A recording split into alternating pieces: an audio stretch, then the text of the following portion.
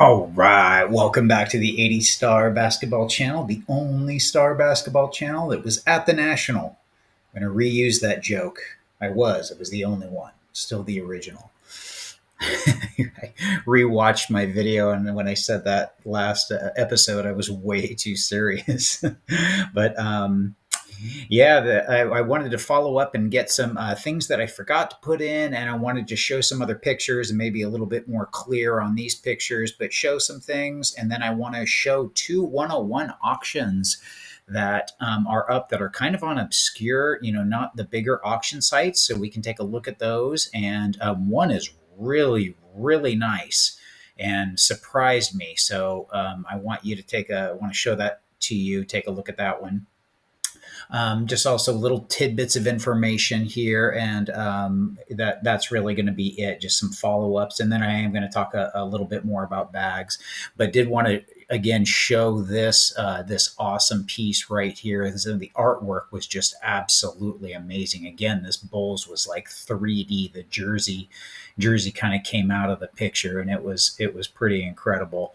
And then kind of like this, you can see how the shoe comes out for the Jordan, but just little things like the logo man right there and shoe. Just I saw Don picked one up, a person in the group. These were just absolutely incredible pieces. The art was insane. And again, from what I saw, the 101s all sold, including their little cards that they made. So everything was sold out by what they did, but very, very impressive. Also wanted to show a picture that was shared with Dave DD doing his thing. Obviously, showing that star cards are where it's at, and the National. I always talk to Dave when he comes down to Burbank or here at the National, and catch up and kind of just talk shop and seeing how things. So it was really cool. But his booth always super super busy, and amongst other star people. But his is obviously Dave's got really really high end nice stuff, and always great to have Dave when he comes on and do an interview or something. But there's Dave at the National. Obviously not broke, right? But yeah, pretty cool. So one of the other things that I did want to mention, and if you didn't know, so when I did talk to Higby, I did ask him one other thing about the Moncrief. He said the Moncrief is incredibly rare. And Mike Higby, one thing I did leave out was when Bill Shonchek did the auction and sold off or got Levin's inventory. Higby ended up buying the rest of Shonchek's stuff, which is why he had things in bulk. And he also had a lot of uncut sheets. He did have a 85 uncut sheet there. And this is my 1983, the entire set in uncut sheets. I think uncut sheets, again, I'm going to say it, but I just think uncut sheets are so undervalued. I do think that they just double as a great display as mint cards, and if it is mint, but just absolutely wonderful pieces that are really rare. So I do get that they're hard to transact. That I totally get, but I just absolutely love uncut sheets. So I did ask him the question, and I said, hey, do you know anyone else with a 1983 uncut sheet? Am I the only person? He said, no, I have one full set left, and the only other person who has it is the NBA. So the NBA does have a 1983 sheet, and it also a full set inside of its office, in the NBA office at headquarters. I thought that was awesome, and he's also the second person to verify that they do have a 84, 85, 101 star uncut sheet of Jordan in there as well.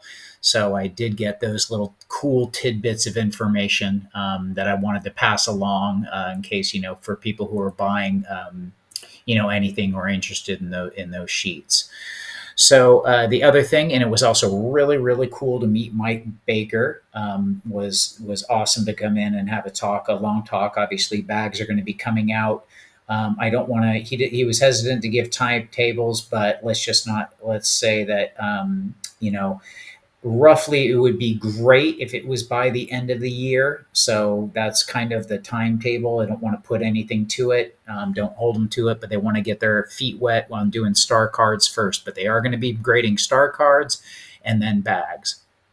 Also had that with DGA and Taft, and met the owner of DGA, Blaine, and introduced him to Steve Taft. And Taft did take a look. I do want to talk about, and then as far as right here, zoomed way in, that's Blaine talking to Steve Taft, as I showed before.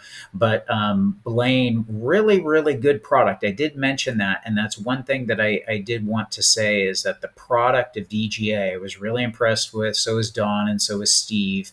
For the price of, again, $30 coming out. He is taking submissions now. I'm going to try and have him come on, and we're going to do another follow-up interview to basically show the services, show how to submit, and everything that you get with that, and price points and everything. But I think like a single bag is like $35, and then if you do a bulk, they start going down to where they can be 25 a bag. So I did want to again reiterate that before I have him come on. And one last thing is, I do have another follow up for the shop at home, a very cool follow up video that I'm probably going to have to get out the week after. Depends if I can meet up with Blaine to do the interview on the bags, but if not, I have a very cool follow up that you all will be interested in. I guarantee it, for the shop at home stuff. So it's going to be really, really cool. So the auctions I did want to talk about. There's this one at Leland's right here. So I want to talk about two auctions that got kind of tipped off when I was at the National that I never hear about, and that's great if you watch these. I don't, and most people do not. But there is a 101 up for auction with 12 days left. There is a 7 that's at $11,000. Good subs except for the corner. Obviously, that corner, it had some damage, seen some better times, but that is up on Leland's. But check this one out. This is at Wheatland auction, and this one is just really, really cool. But current bid is only at 6,500. But it's got a ways to go. I forgot where it shows it, how many days are left on this lot.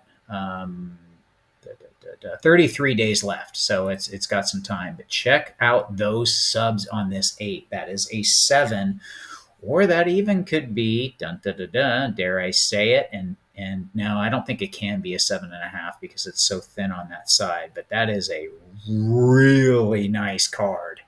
So I did want to kind of tip you guys off to that. I was gonna throw my hat in the ring on that one and see where it lands. But you want to talk about how, divergence in for a grade, how off they can be, how different one 8 can be from another 8.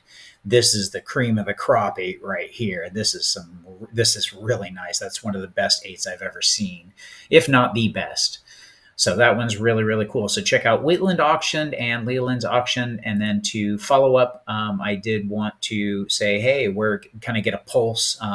For here, we have a pulse on the 101, which everything else kind of seems to follow in for as far as star.